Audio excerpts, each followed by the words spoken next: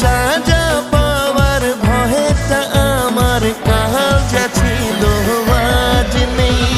চুরি ছাড়া কাজ নেই, মনে চুরি ছাড়া কাজ